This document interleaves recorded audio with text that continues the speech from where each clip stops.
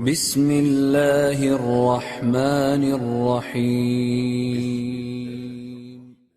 إن الحمد لله نحمده ونستعينه ونستغفره ونعوذ بالله من شرور أنفسنا ومن سيئات أعمالنا من يهده الله فلا مضل له ومن يضلل فلا هادي له وأشهد أن لا إله إلا الله وحده لا شريك له وأشهد أن محمدا عبده ورسوله وصفيه من خلقه وخليله أدى الأمانة وبلغ الرسالة وجاهد في الله حق جهاده حتى أتاه اليقين فاللهم صل وسلم وزد وبارك على نبينا محمد وعلى آله وصحبه أجمعين أما بعد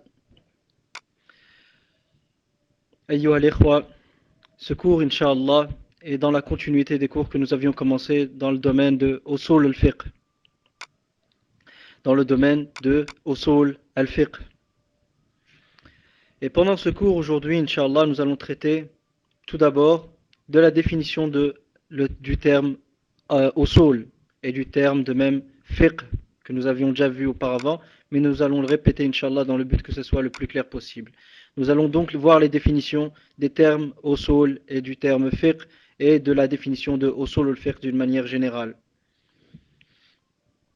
À la suite de ça, nous allons traiter des sujets dans lesquels les sujets qui sont l'objet de recherche dans cette science, c'est-à-dire al-usuliyun, qui sont les savants de cette science, quel est le but de leur recherche et pourquoi et dans quel domaine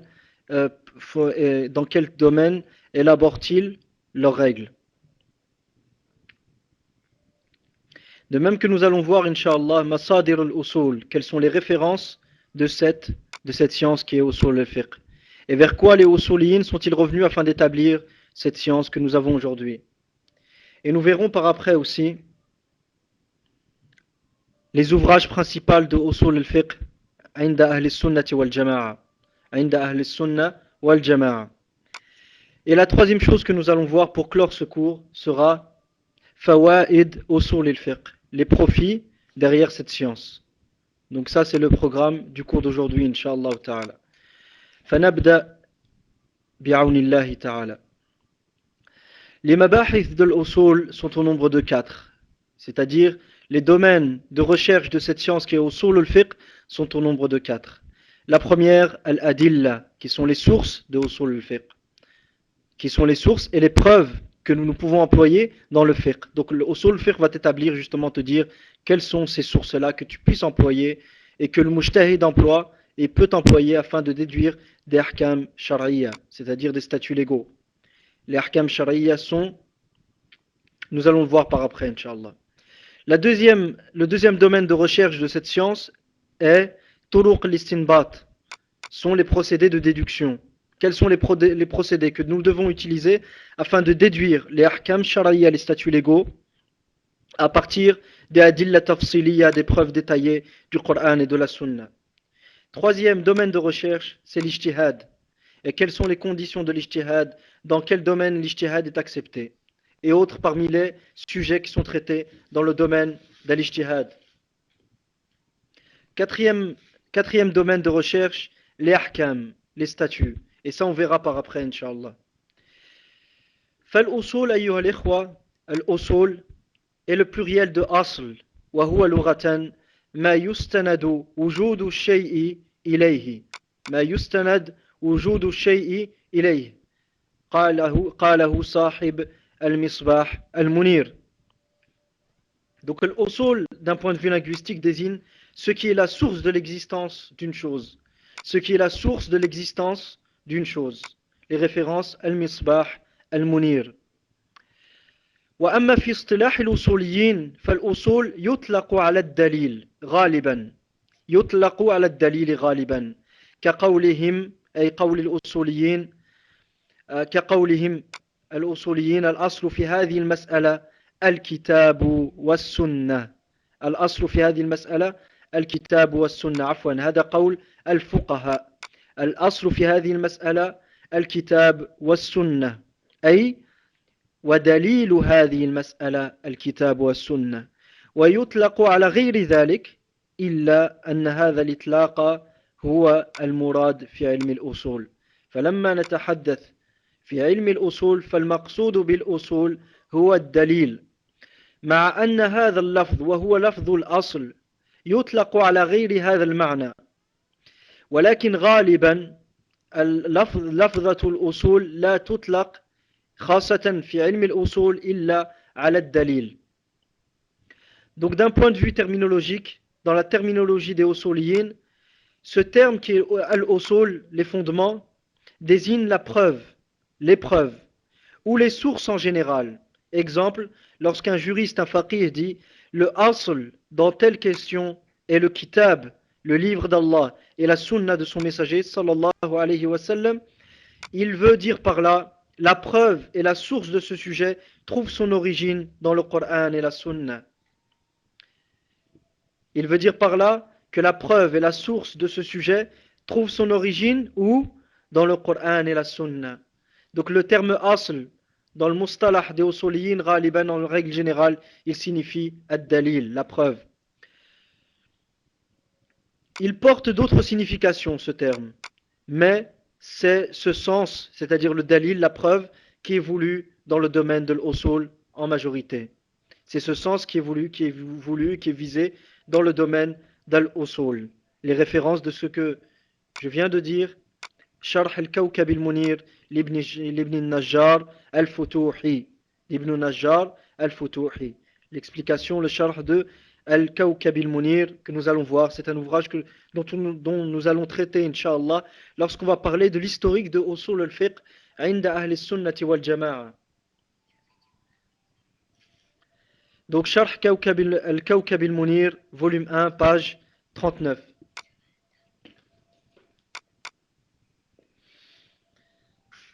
فأما كلمة الفقه فهي لغة تطلق على الفهم ويطلق كذلك على العلم وعلى الفطنة فالفقه لغة يطلق على الفهم فقال الله عز وجل يا شعيب ما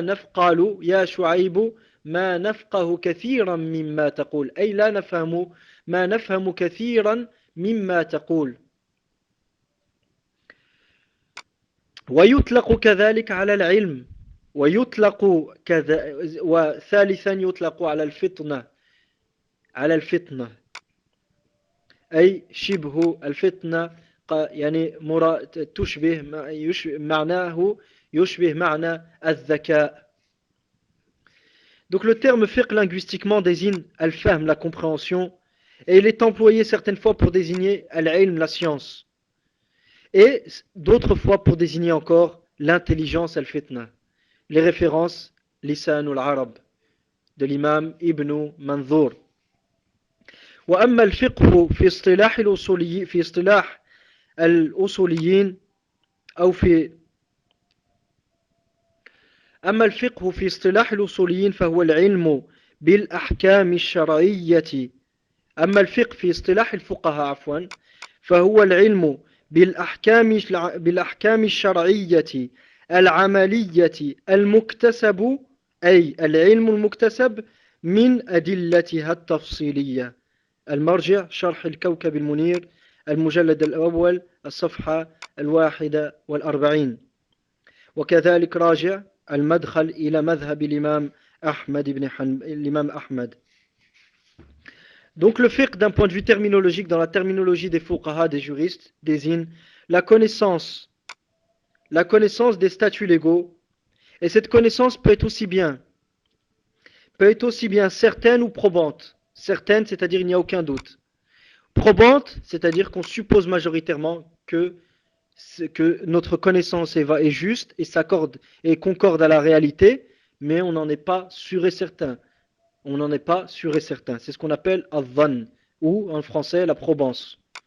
Donc la connaissance certaine ou probante des statuts légaux, des ahkam shar'iyya. Les ahkam shar'iyya sont les statuts qui sont puisés et qui trouvent leur référence et leur source dans le Coran et dans la Sunna, dans la religion. C'est pour ça qu'ils ont été qualifiés de ahkam shar'iyya.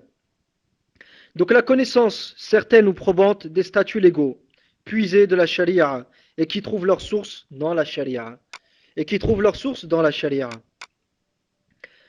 La connaissance certaine ou probante des statuts légaux pratiques.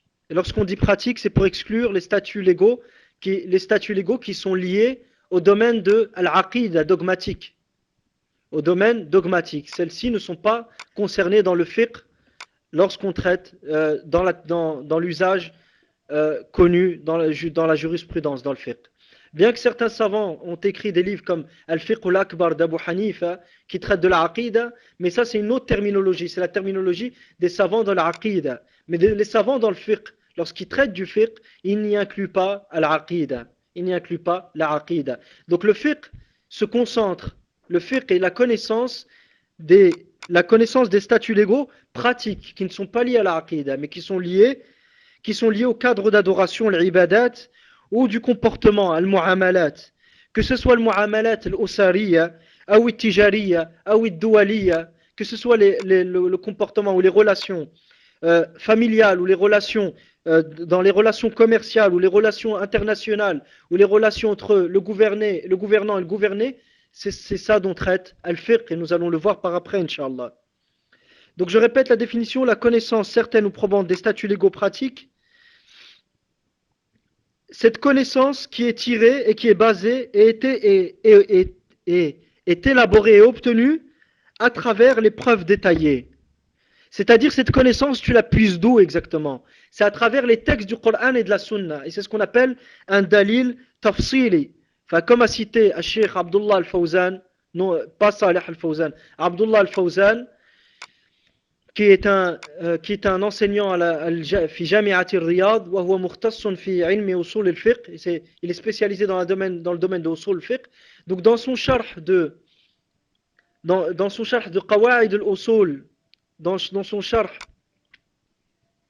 de تيسير الوصول إلى علم إلى قواعد الأصول ومعاقد الفصول de l'imam عبد المؤمن الحنبلي البغدادي, il définit الدليل التفصيلي comme étant ما اختص بمسألة معينة كقوله تعالى وأقيموا الصلاة.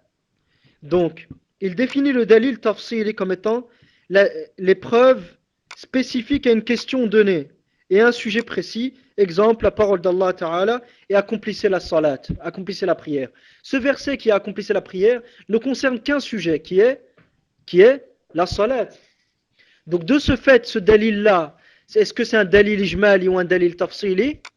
Le dalil ijmali, c'est les règles générales, comme l'ordre indique l'obligation. Donc je vous pose la question, est-ce que la parole d'Allah Ta'ala, wa aqimus salat, est un dalil tafsili ou un dalil ijmali? Je répète la définition de dalil tafsili. Dalil tafsili makhtassa bi mas'alatin muayyana. Ce qui est spécifique à un cas, à une question donnée, une question précise. Et le dalil ijmali, c'est huwa al-qawa'id al-'amma, ma lam yakhtas bi mas'alatin muayyana, ka qawlihim al-amru lil-wujub. L'ordre indique l'obligation. Jazakumullahu khayran wa barakallahu fikum. Donc alhamdulillah, le sujet est cerné. Donc je répète la définition de al-fiqh. Al-fiqh huwa al-'ilmu. Et lorsqu'on dit al-'ilm, yashmalu al-'ilm al-yaqini wal-'ilm الذي يكون بمع العلم الظني. Donc lorsqu'on dit l'ilm, il englobe aussi bien la science certaine que la science probante. Donc je répète la définition, l'ilm bil ahkam ash-shar'iyya al-'amaliyyati al-muktasabu, ay al-'ilm al-muktasab min adillatiha at-tafsiliyya, ay min adillat al-ahkam ash-shar'iyya at-tafsiliyya. Donc la connaissance certaine ou probante des statuts légaux pratiques. Cette connaissance est tirée et est basée, est obtenue à travers les preuves détaillées. Donc on a expliqué qu'est-ce qu'était qu'une preuve détaillée. Et ces preuves détaillées représentent les sources de notre législation. Les preuves détaillées représentent les sources de notre législation. Donc après avoir défini le terme asl, que signifie-t-il d'un point de vue linguistique et d'un point de vue terminologique, معناه اللغوي ومعناه الاصطلاحي وكذلك ذكرنا معنى الفقه اللغوي ومعناه الاصطلاحي فسنتكلم إن شاء الله عن موضوع الأصول. Nous allons donc traiter إن شاء الله de موضوع الأصول, le sujet de l'usul. موضوع الأصول هو معرفة الأدلة الشرعية ومراتبها وأحوالها. Volume 20, page 401. موضوع الأصول هو معرفة الأدلة الشرعية ومراتبها وأحوالها. Donc il dit que le sujet de recherche de la science de l'usul est la connaissance, premièrement la connaissance des preuves légales. Qu'est-ce qu'une preuve légale? Qu'est-ce qui peut servir de source pour légiférer et établir des lois et savoir ce qui est permis et ce qui est interdit? Deuxièmement,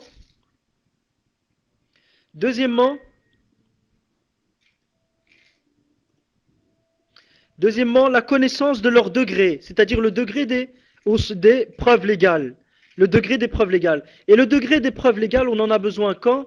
On en a besoin lorsqu'on traite, on en a besoin lorsqu'on arrive dans le cadre du ta'arud, de la contradiction en apparence entre les textes. Là, on a besoin de savoir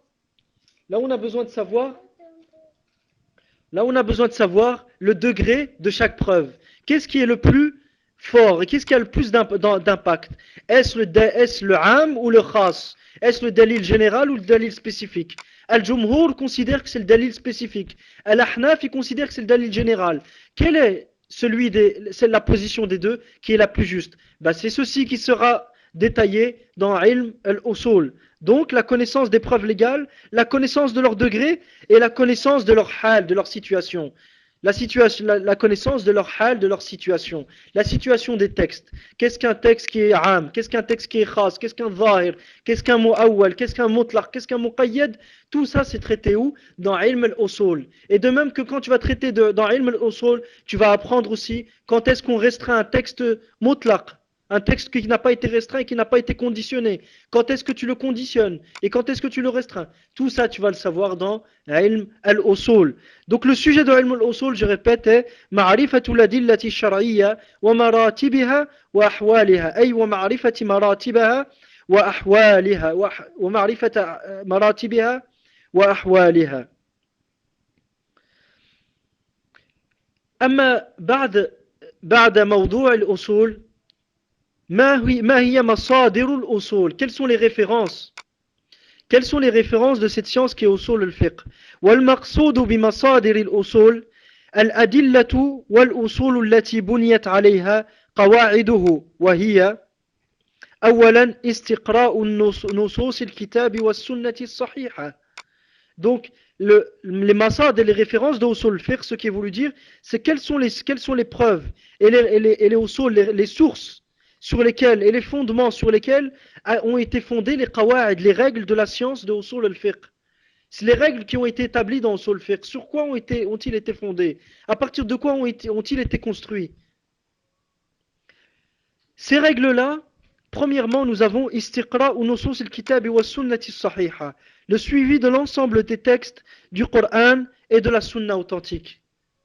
Le suivi de l'ensemble des textes du Coran et de la sunna authentique.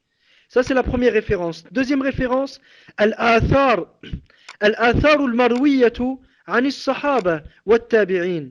Deuxièmement, les textes, c'est-à-dire les athar, les textes qui ont été rapportés des sahaba et de leurs successeurs, les tabi'in, radiyallahu anhum jami'a. Thalithan, ijma'u as-salaf as-salih. Le consensus, troisièmement, le consensus des salaf salih, de nos pieux prédécesseurs. رابعا قواعد اللغة العربية وشواهدها المنقولة عن العرب.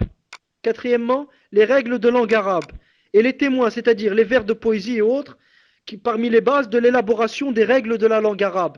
La langue arabe a été construite et les règles de la langue arabe ont été fondées sur des bases, comme le usul a été fondé sur des bases.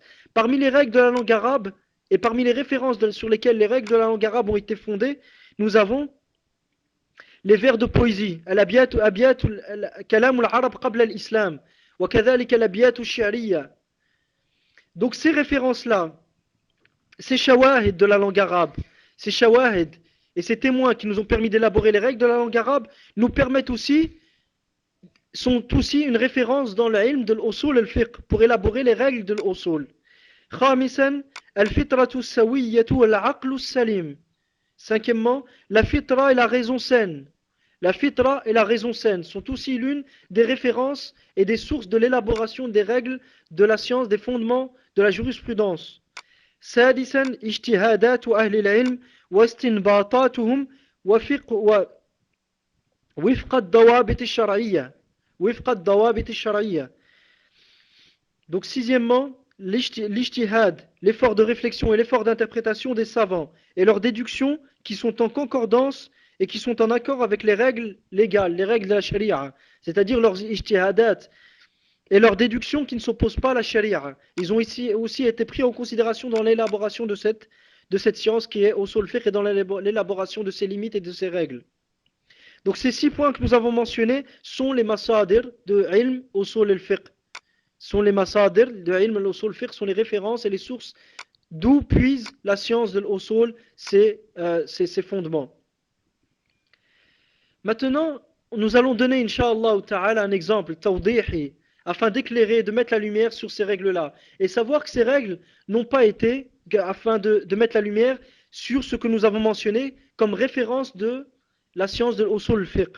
Et le plus grand exemple que nous puissions avoir est imam min a'immati ahli sunnati wal jama'a, wa huwa Muhammad ibn Idris, rahimahullah ta'ala al-Shafi'i, qui est le premier à avoir codifié la science de usul al-fiqh.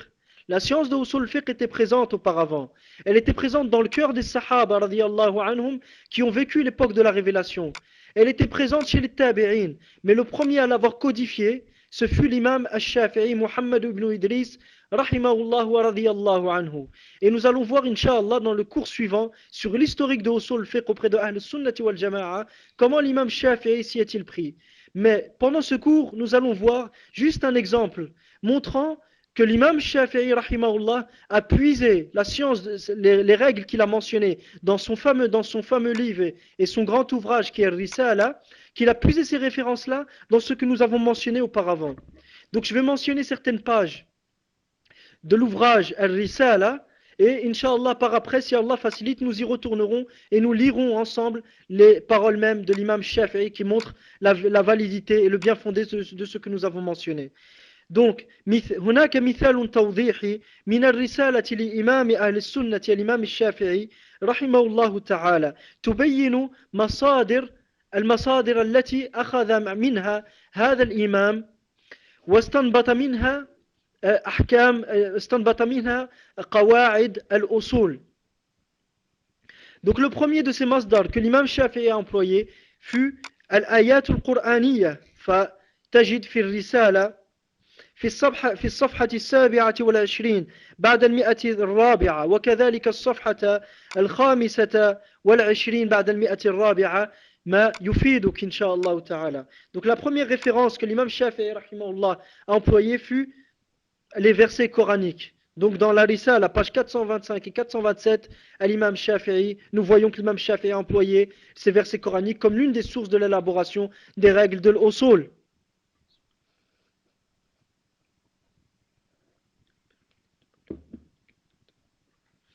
ثانيا الحديث النبوية ففي الصفحة 6 بعد 100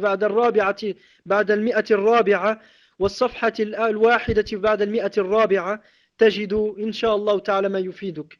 Deuxièmement, les hadiths prophétiques, page 401 et 406 de Risala. ثالثا عمل الصحابة. Troisièmement, les actions des sahaba, les actes des sahaba. Ce fut l'une des références de l'élaboration des règles de l'usul chez l'imam Shafi'i, comme dans la Risala, page 406, 410, 438 et 447. Rabi'an aqwalu tabi'in, les paroles des tabi'in. Quatrièmement, les paroles des tabi'in, comme nous le voyons dans la Risala, page 448 et 457. Khamisan ijma'u ahli al-ilm. Cinquièmement, le consensus des gens de science et l'unanimité des gens de science, comme nous le voyons dans la Risala, page 419, 420 et 453. Sadisan, sixièmement, l'uratul arab, la langue des arabes, et la langue arabe, comme nous le voyons dans la Risala, page 52 et 213 et 487. Sabi'an, aqwalu ba'di ahli al-ilm, les paroles de certains gens de science et de certains savants, comme nous le voyons dans la Risala, page 200 et 255. Page 200 et 255. Donc nous voyons que l'imam Shafi'i rahimahullah a puisé ses sources, a puisé la source de l'élaboration de l'élaboration des règles de l'usul dans ce qui a précédé. Donc nous voyons qu'il y a le Coran, la Sunna, les paroles des Sahaba, l'ijtihadat de Ahl al-Ilm qui s'accordent avec le Coran et la Sunna, la langue arabe et d'autres.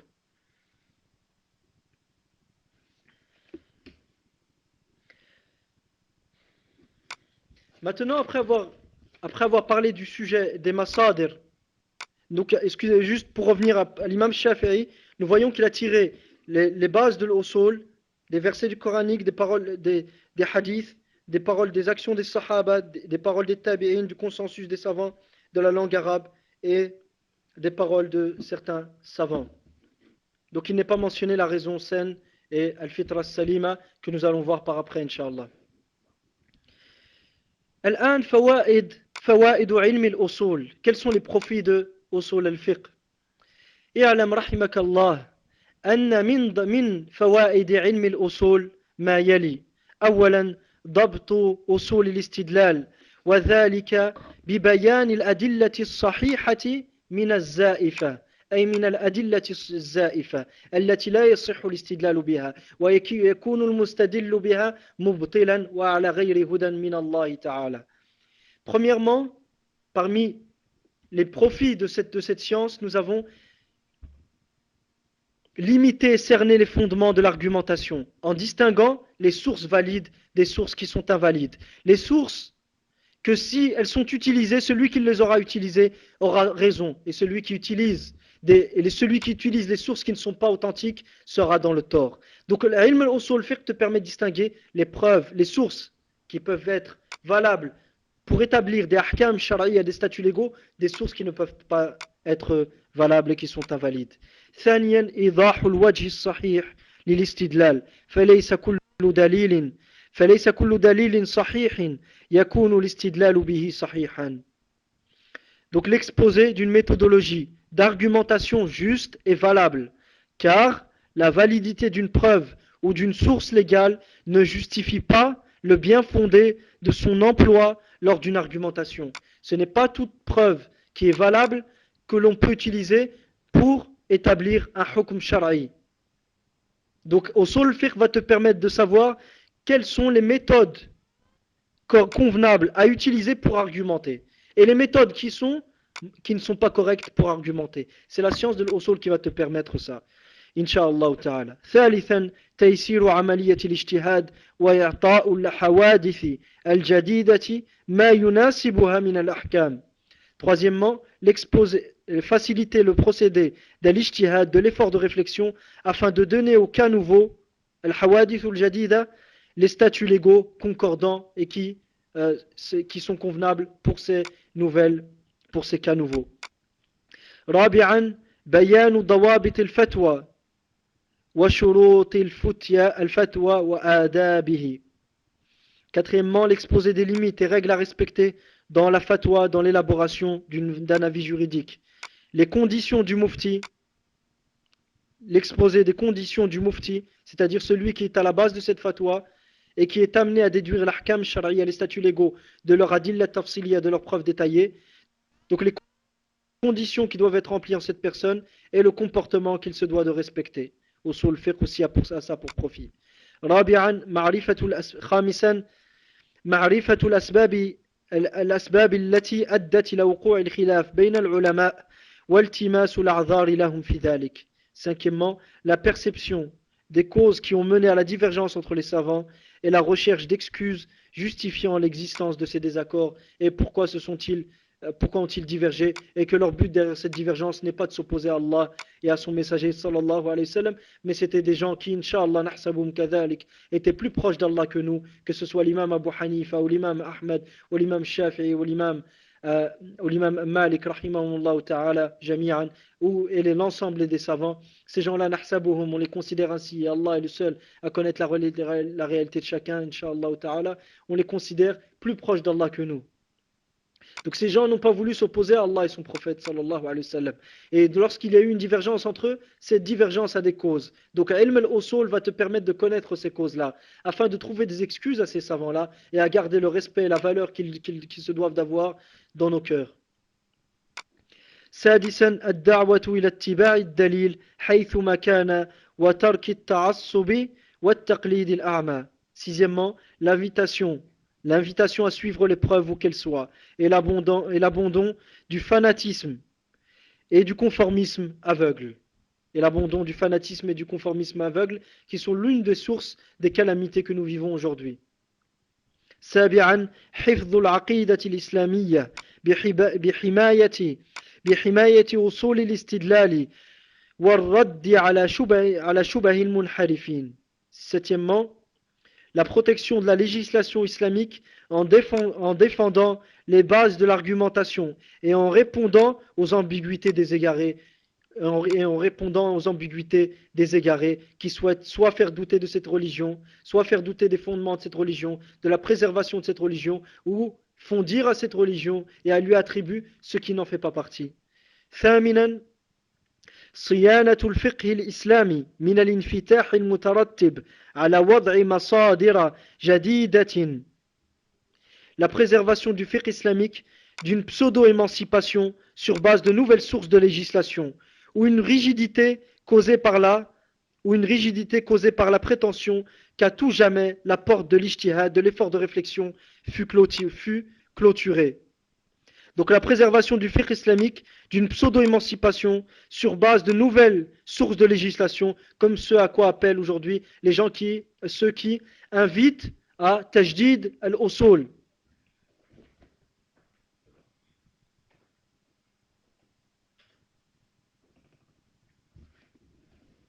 Comme ceux donc qui appellent aujourd'hui et qui invitent à tajdidi ilm al-usul, de réformer la science des fondements de la jurisprudence. Que veulent ces gens?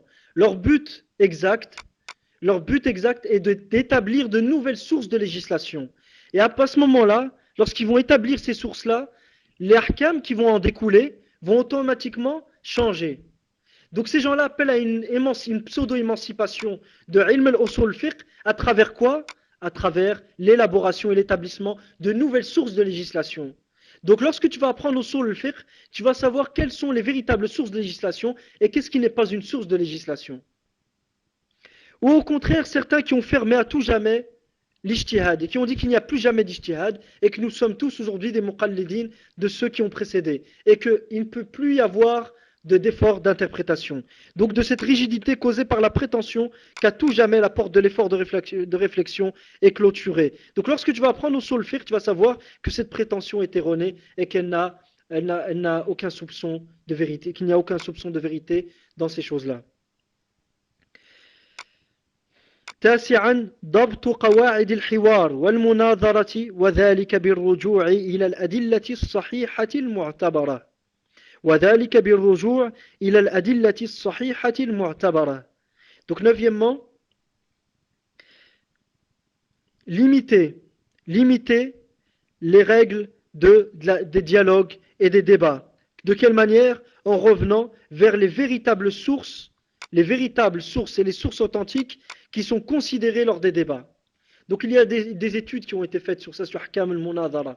Et ces études-là puisent leurs sources dans Usul al-Fiqh. Ces études-là puisent leurs sources dans Ilm al-Usul. عاشرا وأخيرا الوقوف على سماحة الشريعة الإسلامية ويسرها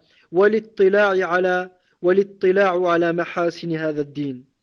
Donc dixièmement, et pour terminer, comprendre la bonté, la clémence et la facilité de la législation islamique et découvrir les bienfaits de cette religion.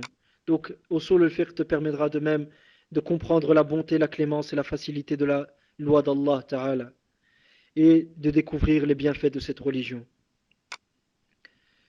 وإن شاء الله في هذا الكفاية on réfère simplement فما كان من صواب فمن الله وحده وما كان من خطأ أو زلل أو نسيان فمني ومن الشيطان والله ورسوله منه براء. Tout ce qui a pu être juste dans cet exposé ne vient que d'Allah seul. Toute erreur, oubli ou omission ne vient que de votre frère et du shaitan, et Allah et son messager en sont innocents. Les références majoritaires de ce cours sont le livre Ma'alim wa Usul al-Fiqh inda Ahl al-Sunnah wal Jama'a de Sheikh al-Jizani, فأسأل الله عز وجل أن ينفعني وإياكم بهذا العلم النافع ونسأل الله عز وجل يرزقنا علما نافعا ونسأله تبارك وتعالى أن يصلح أحوال قلوبنا اللهم أصلح أحوال قلوبنا اللهم أصلح أحوال قلوبنا وطهر قلوبنا من النفاق وأعمالنا من الرياء وألسنتنا من الكذب. اللهم انصر دينك وأولياءك الصالحين. اللهم انصر دينك وأولياءك الصالحين. اللهم انصر دينك وأولياءك الصالحين. اللهم انصر حفدة الحسين صبت رسول الله صلى الله عليه وسلم وريحانته. اللهم انصره يا رب العالمين ومكن لهم في الأرض يا أكرم الأكرمين. وصل اللهم على نبينا محمد وعلى آله وصحبه أجمعين والحمد لله رب العالمين والله تعالى أعلى وأعلم.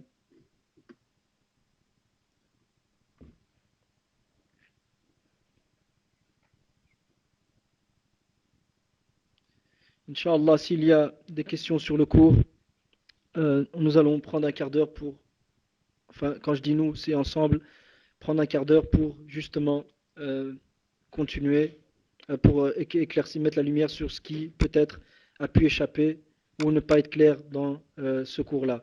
À savoir qu'au prochain cours, Inch'Allah, il est demandé aux frères de réécouter l'audio, Jazakumullahu khairan, et il y aura, avant le cours, des questions-réponses. Car le but n'est pas de faire des monologues.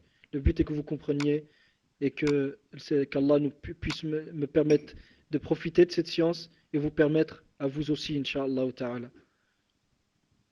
Donc si vous avez des questions, je vais redonner le micro et attendre si vous avez des questions. فَمَرْحَبًا وَأَهْلًا وَسَهْلًا بِوَصِيَّةِ رَسُولِ اللَّهِ صَلَّى اللَّهُ عَلَيْهِ وَسَلَّمَ.